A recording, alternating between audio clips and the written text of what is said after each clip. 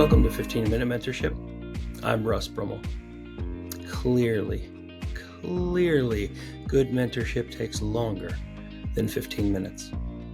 My aim with this podcast is to pass along things I've learned along the way, things I'd talk about with you if I was your mentor and we were talking over coffee, things I've talked about with other people over coffee. So let's grab a coffee and let's dig in. Today, I want to do some rapid fire mentorship, little gold nuggets that I've learned along the way, things that I've picked up. A quick example, right?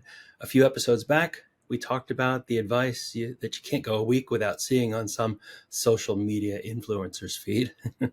Always follow your passion. And I advise something different. Channel your passions. You have many passions, so harness some in a productive way and step away from those that might be harmful in the long run. More than that, find some people to help you develop these passions into valuable skills and habits. Even a step further, we talked about cultivating new passions, trying new things, learning from others as well as from your own experience to find completely new passions that you might love even more than what you left behind. There you are, 15 minutes in one. My dad used to tell me if it's something's worth doing, it's worth doing right. I'm betting you've heard this one too. You might even believe it.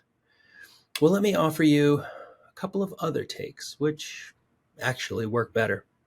Sometimes, if it's worth doing, it's worth finding someone who does it really well. My grandfather, he mowed his lawn every weekend, 3 seasons a year. He changed the oil. He sharpened the mower blade. He wiped down the mower when he was done. He cleaned the grass out from underneath too. He was an engineer. His mower probably lasted like 25 years or something. Every weekend, edging, fertilizing, mowing, weeding, week after week, until he's in his 70s and moved into a retirement community. I have a friend who hired a lawn mowing service as soon as he could, in his late 20s. Could he have mowed his lawn? Sure. Was he fit enough? Absolutely. Did he value his time mowing the lawn? No. Instead, he put a price on having all those summer weekend hours free and hired somebody to do a good job. Is this right for everybody? No, of course not. You may love mowing the lawn. So let me give you another example. I've been to China and India maybe a dozen times. Every single time, I've hired a driver and a guide who could translate for me. Sometimes the driver was also the guide and translator. Could I have managed with Google Translate and Google Maps? Yeah. Would it have been nearly as good? No way. Photography for that special occasion? Hire a pro unless you have a ton of camera equipment. Throwing a party? Get the local bakery to make you cakes and snacks, unless maybe you just love to bake. We have a local Chinese restaurant cater Chinese New Year for us every year, and they love to make something unique that's not on the menu for the holiday. Sometimes, if it's worth doing, it's worth hiring someone to do it better than you can, or to free up your time for something you enjoy more. A second take on that. If it's worth doing, it's worth failing at and learning and finally succeeding. Sometimes, something is worth doing because you want to learn it.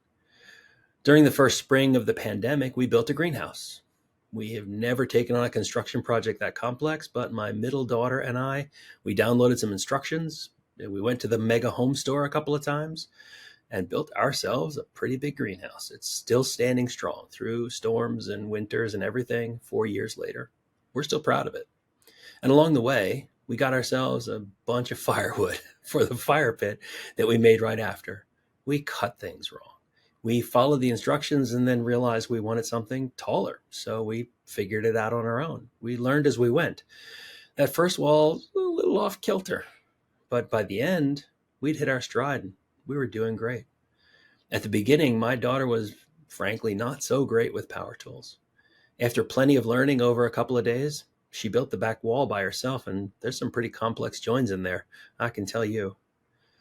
Yeah, sometimes, if it's worth doing, it's worth failing at and learning to do it. Maybe a third take on this one. I've given a bunch of this advice to people over coffee. Done is better than perfect. If it's worth doing right. No, that's BS. Sometimes it's just worth getting it done and moving on to the next thing. Let me give you a couple of illustrations. Nah, done is better than perfect. Let's move on. Okay, Rapid fire issue part 2. You can achieve anything if you just believe it enough. Maybe you like the Henry Ford version. Whether you believe you can or you believe you can't, you're right. Or the Zig Ziglar.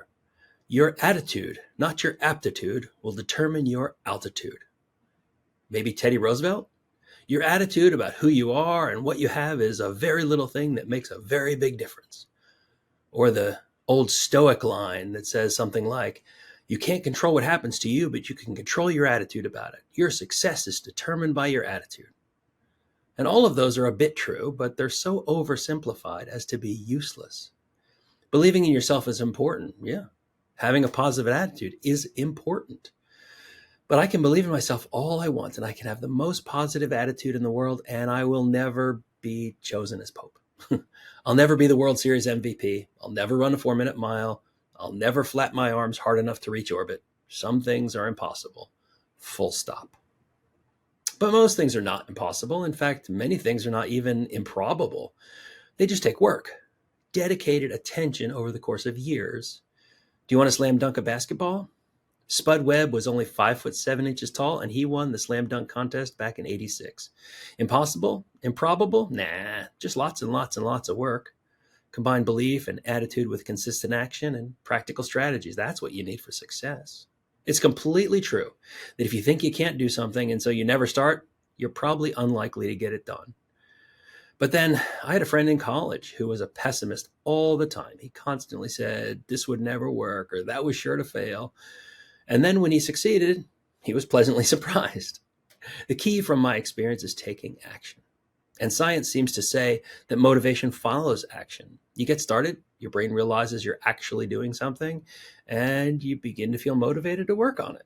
And remember, sometimes done is better than perfect. Here's another one. I'm sure that you know the old trope, multitasking makes you more productive, is complete crap. Multitasking is generally bad for you, especially if you're one who likes to read emails during video calls. I'm looking at you. You have one language processor in your head. You can't do 2 language things at once. You're switching between things. You are sure to miss something in the email or something on that call. But that's not what I want to talk about. No, I want to talk about the idea that busyness is a mark of success. Executives supposedly have full calendars. If you want to meet with somebody important, you might be lucky to get 15-minute call scheduled out in 6 months. But busyness is much more often a sign of overwork and poor priority setting than it is a mark of success. You need time to think, time to learn, time to rest and recharge, time to plan, time to create, time for friends and family, time alone. Success is what you make of it, not how others score you. If you're smart, you'll base your definition of success on things like resilience and self-awareness and growth. Relative goals are better than absolute ones, so measuring success not by getting 100 on the next test, but by doing better than you did last time. Define your own metrics of success based on your own personal values. Let's grab one more real quickly before we go. This sort of advice applies universally to everyone. No, each person is unique.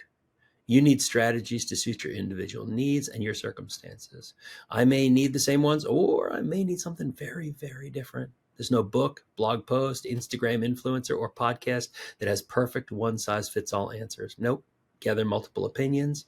Take time to think through things for yourself. Try some things. See what works for you. Find a mentor and go out to coffee with them. You will not regret it. So, what did we learn today? If it's worth doing, it's worth doing right. No. If it's worth doing, sometimes it's worth hiring somebody to do it better. If it's worth doing, sometimes it's worth failing at and learning. If it's worth doing, many times, done is better than perfect. Your attitude, not your aptitude, determines your altitude. Nonsense. Skills matter. So does taking action. So does thinking about how to get it done. And yes, attitude matters. But even if you think you can't, perhaps you still can if you simply work hard at it over time. You might be pleasantly surprised. Busyness is not a mark of success. It's just a mark of busyness. And one size never fits all with mentorship. No. Get multiple opinions. Try things for yourself. Find somebody to chat with over coffee about what matters to you. Let me leave you with this wish from the Apostle Paul. He wrote a letter that we find in the New Testament of the Bible. It probably went to his friends in Ephesus. He wished this for them. May the God who gives endurance and encouragement give you the same attitude of mind toward each other that Christ Jesus had.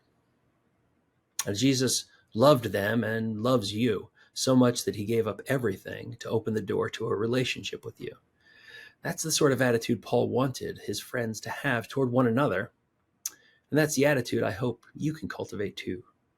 One of overwhelming, radical love and compassion for yourself, for others around you, and even for God. Attitude may not determine altitude, as Zig Ziglar had claimed, but it can certainly make life better for you and for those around you. Thanks for tuning in and giving your precious attention to me. I'd be honored to have you share your thoughts, your experiences, your suggestions for future episodes. Go to 15mentor.com, 15mentor.com. You'll find plenty of ways to do just that. In your podcast player or on YouTube or wherever you found this, subscribe, like, follow, click the thumb, swipe up, swipe down, I don't know, whatever you do, just to get more episodes. Invite a friend out for coffee and tell them about this. Tell your barista too.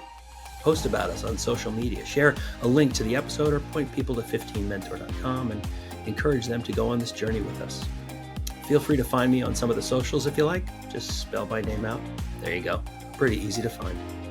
Thank you for sharing this time with me. I'll see you next time.